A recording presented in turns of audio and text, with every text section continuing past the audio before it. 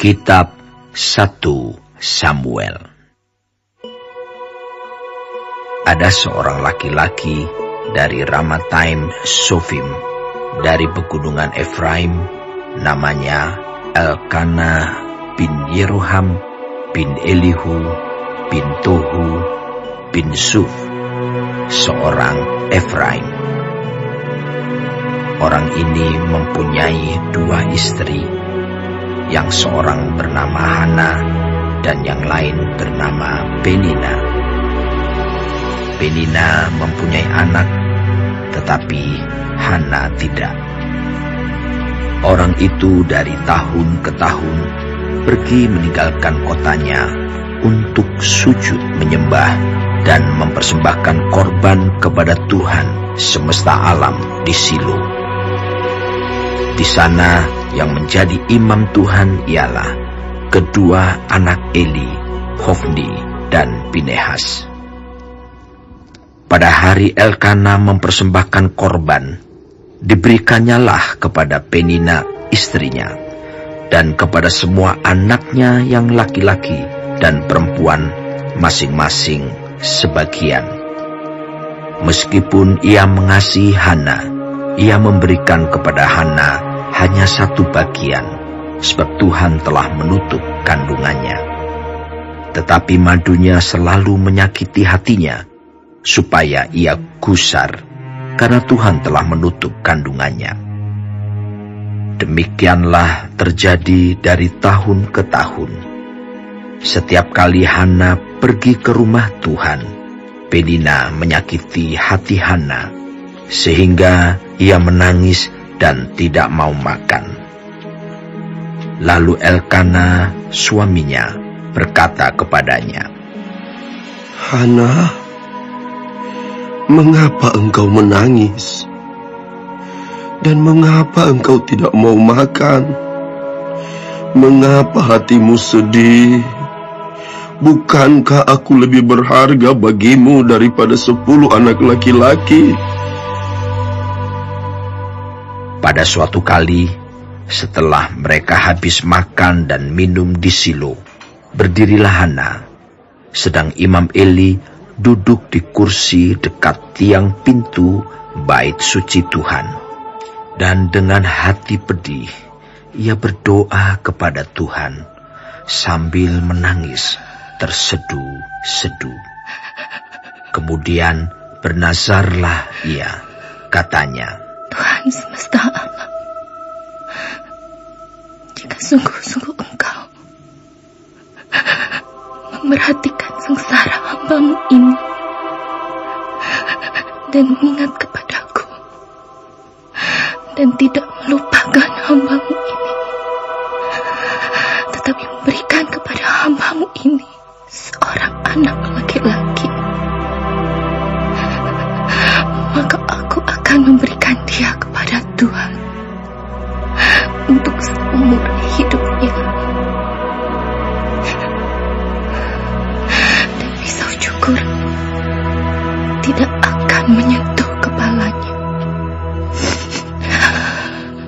Ketika perempuan itu terus-menerus berdoa di hadapan Tuhan, maka Eli mengamat-amati mulut perempuan itu.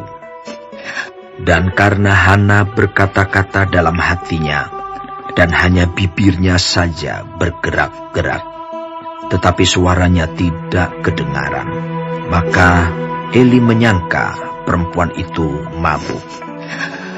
Lalu kata Eli kepadanya, "Berapa lama lagi engkau berlaku sebagai orang mabuk? Lepaskanlah dirimu daripada mabukmu."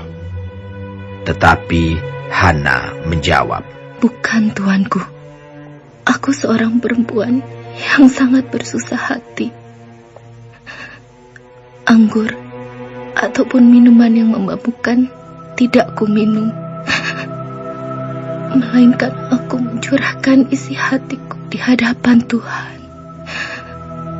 Janganlah anggap hamba-Mu ini seorang perempuan dursila, sebab karena besarnya cemas dan sakit hati, aku berbicara demikian lama? Jawab Eli. Pergilah dengan selamat, dan Allah Israel akan memberikan kepadamu apa yang engkau minta daripadanya. Sesudah itu, berkatalah perempuan itu, biarlah hambamu ini mendapat belas kasihan daripadamu. Lalu keluarlah perempuan itu, ia mau makan, dan mukanya tidak muram lagi. Keesokan harinya, bangunlah mereka itu pagi-pagi, lalu sujud menyembah di hadapan Tuhan. Kemudian pulanglah mereka ke rumahnya di Rama. Ketika Elkana bersetubuh dengan Hana, istrinya, Tuhan ingat kepadanya. Maka setahun kemudian mengandunglah Hana dan melahirkan seorang anak laki-laki. Ia menamai anak itu Samuel, sebab katanya, aku telah memintanya daripada Tuhan. Elkana laki-laki itu pergi dengan seisi rumahnya mempersembahkan korban sembelihan tahunan dan korban nasarnya kepada Tuhan. Tetapi Hana tidak ikut pergi, sebab katanya kepada suaminya, nanti apabila anak itu cerai susu, aku akan mengantarkan dia, maka ia akan menghadap ke hadirat Tuhan dan tinggal di sana seumur hidupnya. Kemudian Elkana, suaminya itu, berkata kepadanya, perbuatlah apa yang kau pandang baik, tinggallah sampai engkau menyapi dia. Hanya Tuhan kiranya menepati janjinya. Jadi tinggallah perempuan itu dan menyusui anaknya sampai disapihnya. Setelah perempuan itu menyapih anaknya, dibawanyalah dia dengan seekor lembu jantan yang berumur 3 tahun, 1 efa tepung dan sebuyung anggur. Lalu diantarkannya ke dalam rumah Tuhan di Silo. Waktu itu masih kecil betul kanak-kanak itu. Setelah mereka menyembelih lembu, mereka mengantarkan kanak-kanak itu kepada Eli. Lalu kata perempuan itu, mohon bicara tuanku. Demi tuanku hidup, akulah perempuan yang dahulu berdiri di sini, dekat tuanku, untuk berdoa kepada Tuhan. Untuk mendapat anak inilah aku berdoa, dan Tuhan telah memberikan kepadaku apa yang kuminta daripadanya. Maka aku pun menyerahkannya kepada Tuhan. Seumur hidup, terserahlah ia kiranya kepada Tuhan. lalu sujudlah mereka di sana, menyembah kepada Tuhan.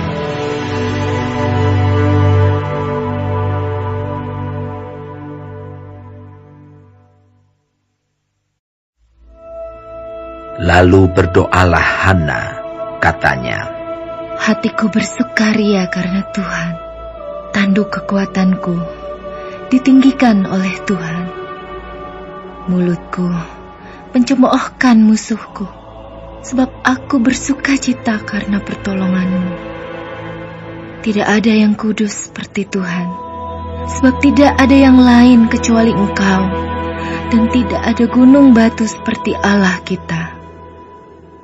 Janganlah kamu selalu berkata sombong, janganlah caci maki keluar dari mulutmu, karena Tuhan itu Allah yang Maha Tahu, dan oleh Dia perbuatan-perbuatan diuji.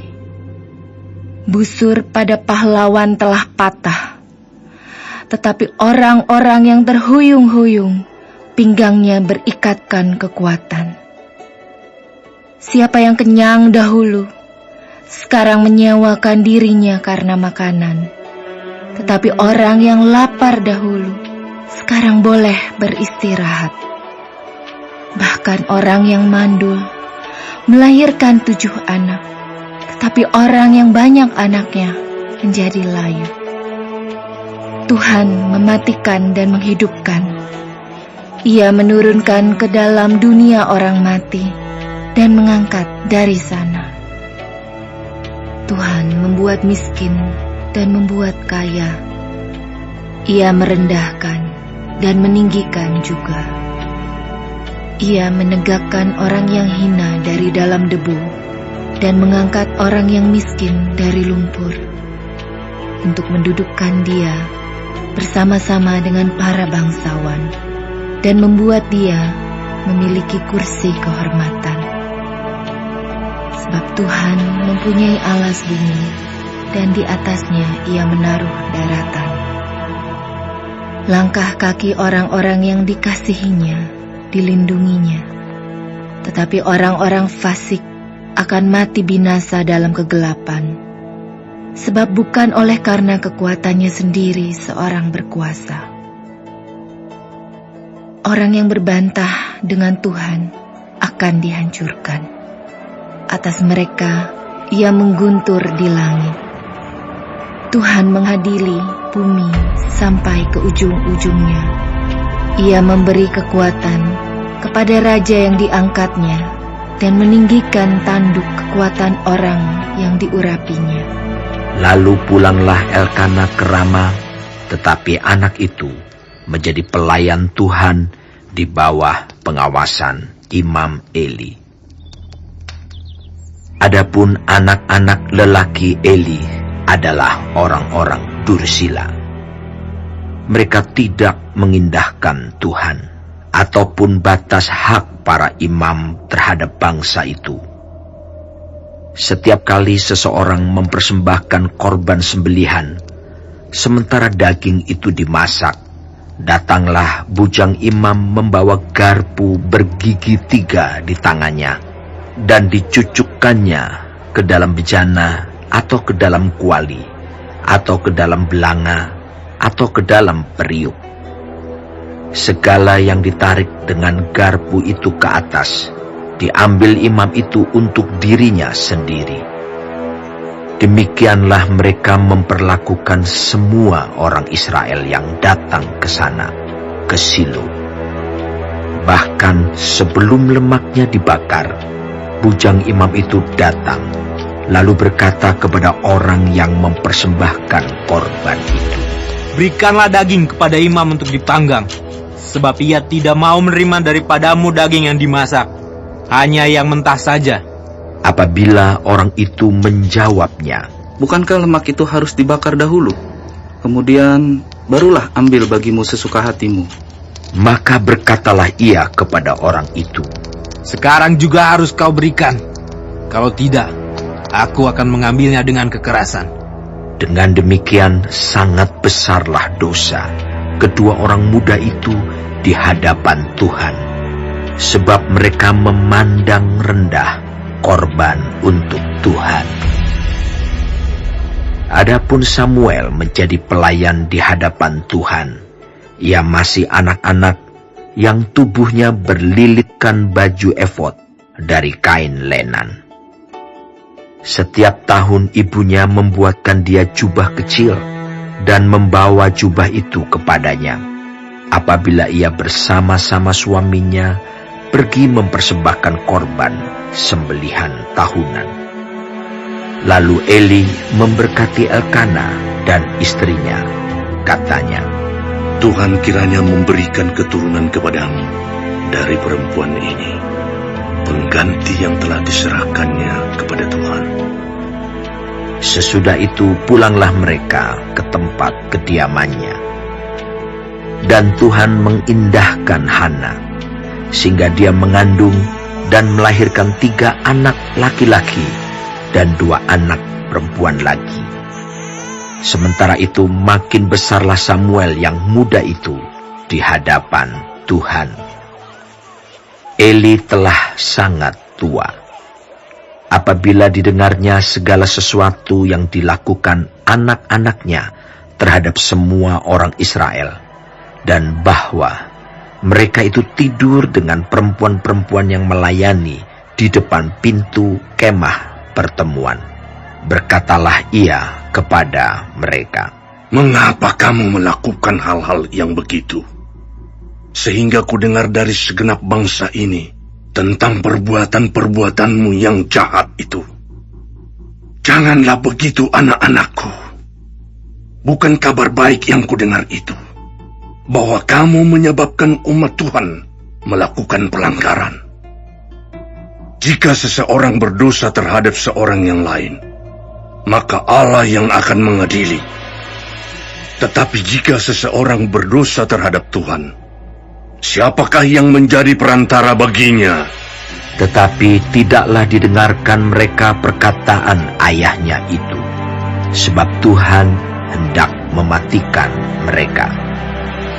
Tetapi Samuel yang muda itu semakin besar dan semakin disukai, baik di hadapan Tuhan maupun di hadapan manusia. Seorang abdi Allah datang kepada Eli dan berkata kepadanya, "Beginilah firman Tuhan, bukankah dengan nyata aku menyatakan diriku kepada nenek moyangmu, ketika mereka masih di Mesir dan takluk kepada keturunan Firaun? Dan aku telah memilihnya dari segala suku Israel menjadi imam bagiku, supaya ia mempersembahkan korban di atas mezbahku, membakar ukupan dan memakai baju efod di hadapanku. Kepada kaummu telah kuserahkan segala korban api-apian orang Israel. Mengapa engkau memandang dengan loba kepada korban sembelihanku dan korban sajianku yang telah kuperintahkan? Dan mengapa engkau menghormati anak-anakmu lebih daripadaku, sambil kamu menggemukkan dirimu dengan bagian yang terbaik dari setiap korban sajian umatku Israel? Sebab itu, demikianlah firman Tuhan Allah Israel. Sesungguhnya aku telah berjanji, keluargamu dan kaummu akan hidup di hadapanku selamanya.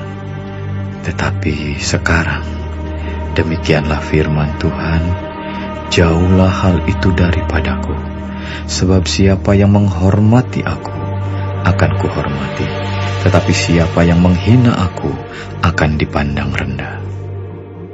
Sesungguhnya akan datang waktunya bahwa aku akan mematahkan tangan kekuatanmu dan tangan kekuatan kaummu, sehingga tidak ada seorang kakek dalam keluargamu. Maka engkau akan memandang dengan mata bermusuhan kepada segala kebaikan yang akan kulakukan kepada Israel. Dan dalam keluargamu takkan ada seorang kakek untuk selamanya.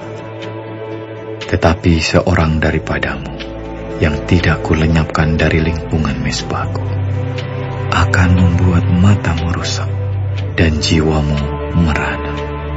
Segala tambahan keluargamu akan mati oleh pedang lawan. Inilah yang akan menjadi tanda bagimu, yakni apa yang akan terjadi kepada kedua anakmu itu, Hofni dan Pinehas. Pada hari yang sama, keduanya akan mati. Dan aku akan mengangkat bagiku seorang imam kepercayaan yang berlaku sesuai dengan hatiku dan jiwaku. Dan aku akan membangunkan baginya keturunan yang teguh setia, sehingga ia selalu hidup di hadapan orang yang kuurapi. Kemudian, siapa yang masih tinggal hidup dari keturunanmu akan datang sujud menyembah kepadanya, meminta sekeping uang perak atau sepotong roti, dan akan berkata, "Tempatkanlah kiranya aku dalam salah satu golongan imam itu, supaya aku dapat makan sekerat roti."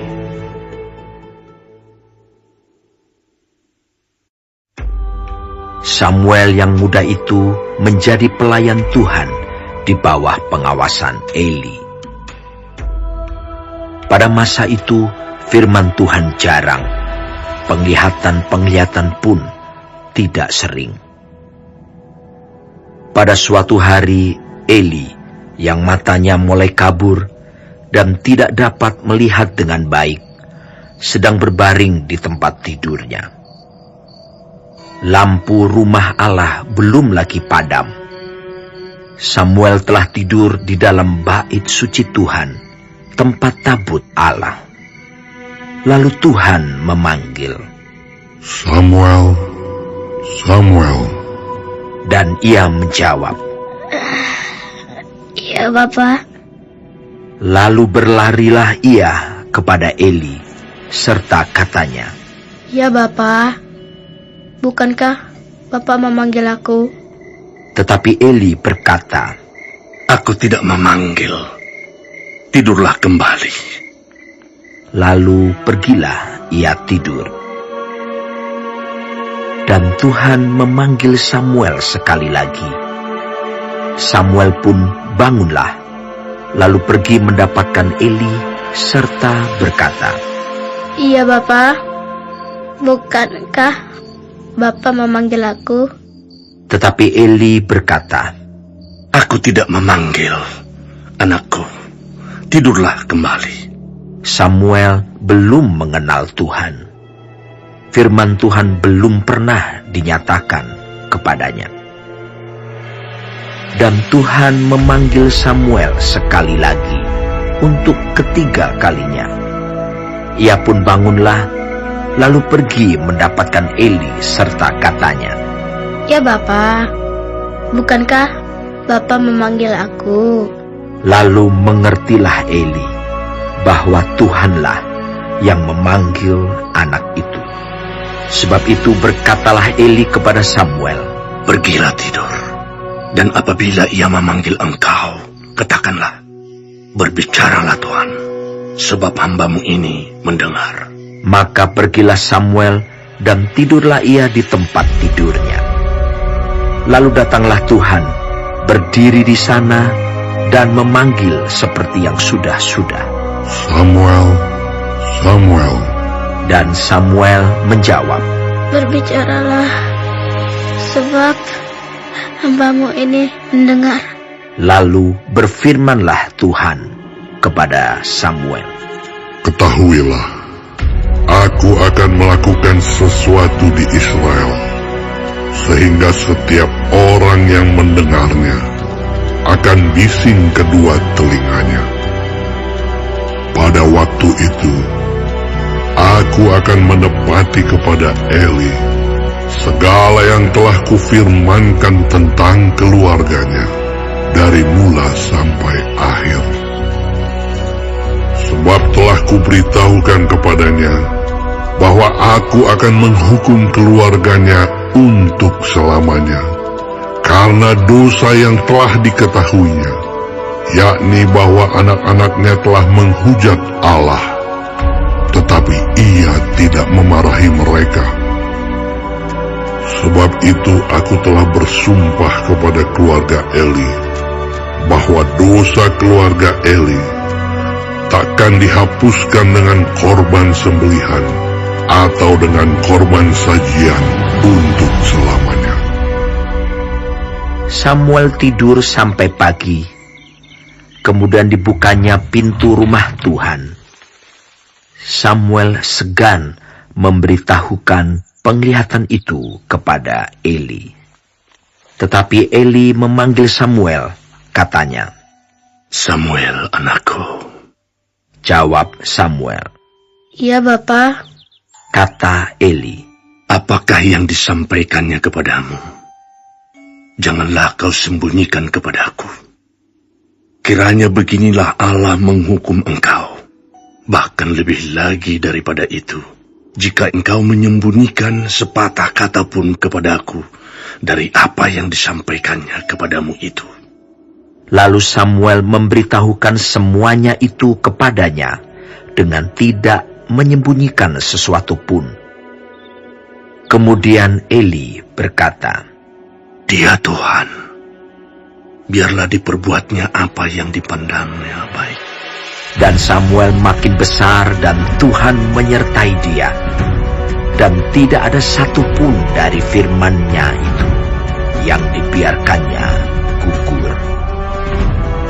Maka tahulah seluruh Israel dari Dan sampai Berseba bahwa kepada Samuel telah dipercayakan jabatan Nabi Tuhan. Dan Tuhan selanjutnya menampakkan diri di Silo, sebab Ia menyatakan diri di Silo kepada Samuel dengan perantaraan firman-Nya.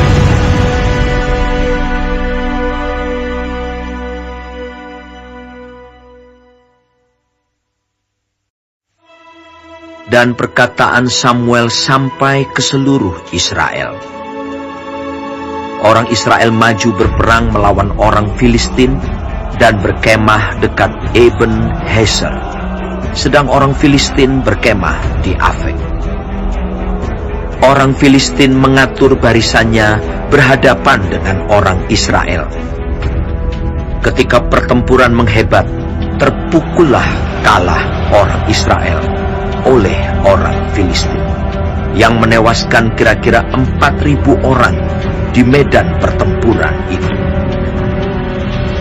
Ketika tentara itu kembali ke perkemahan, berkatalah para tua-tua Israel, "Mengapa Tuhan membuat kita terpukul kalah oleh orang Filistin pada hari ini? Marilah kita mengambil dari Silo tabut perjanjian Tuhan, supaya Ia datang ke tengah-tengah kita dan melepaskan kita dari tangan musuh kita." Kemudian bangsa itu menyuruh orang ke Silo, lalu mereka mengangkat dari sana tabut perjanjian Tuhan semesta alam, yang bersemayam di atas para kerub. Kedua anak Eli, Hofni dan Pinehas, ada di sana dekat tabut perjanjian Allah itu. Segera sesudah tabut perjanjian Tuhan sampai ke perkemahan, bersoraklah seluruh orang Israel dengan nyaring, sehingga bumi bergetar. Dan orang Filistin yang mendengar bunyi sorak itu berkata, "Apakah bunyi sorak yang nyaring di perkemahan orang Ibrani itu?"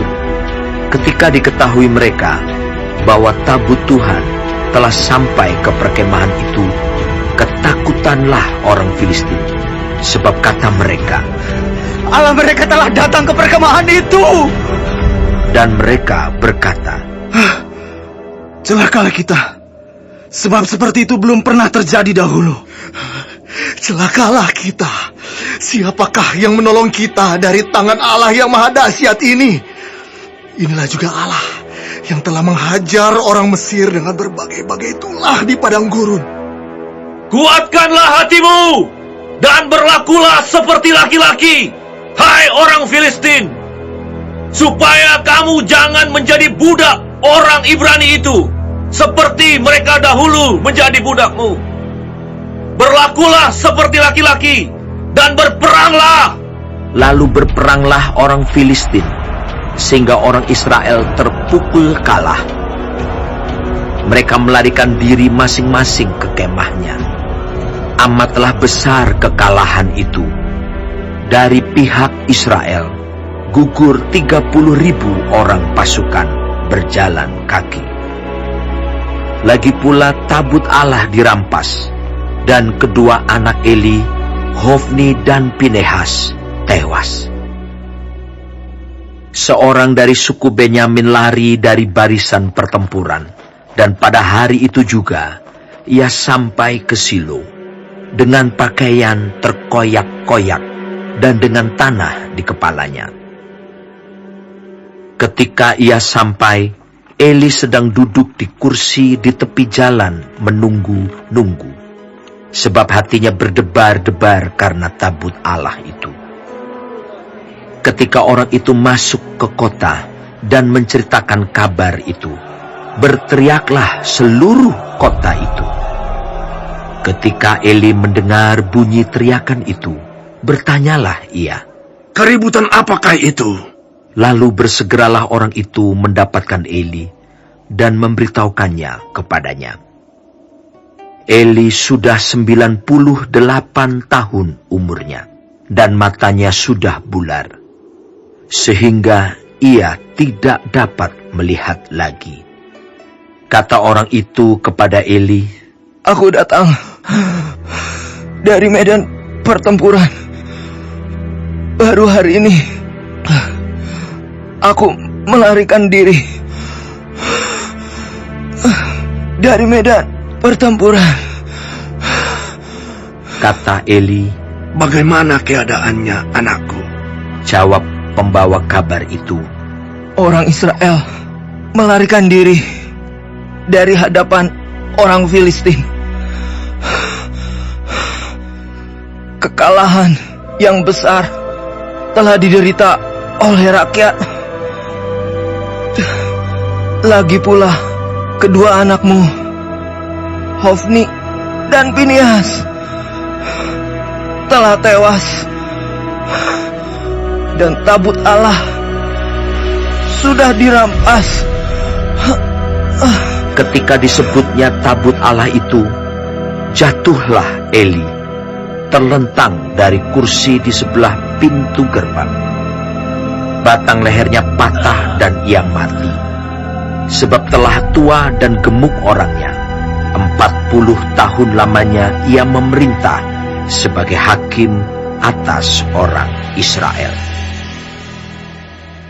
Adapun menantunya perempuan, istri Pinehas, sudah hamil tua.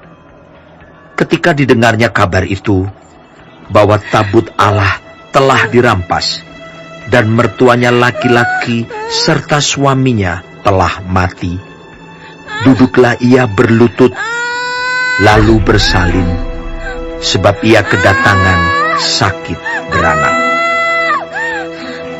Ketika ia hampir mati, berkatalah perempuan-perempuan yang berdiri di dekatnya, "Janganlah takut,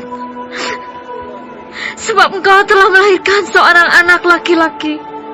Tetapi ia tidak menjawab dan tidak memperhatikannya.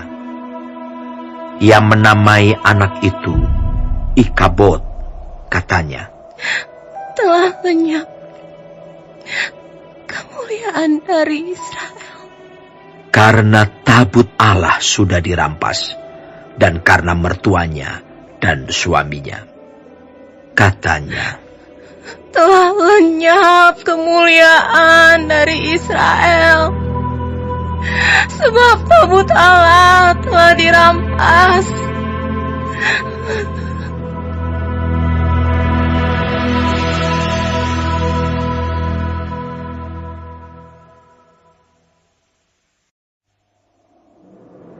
Sesudah orang Filistin merampas tabut Allah, maka mereka membawanya dari Ebenhaser ke Asdod.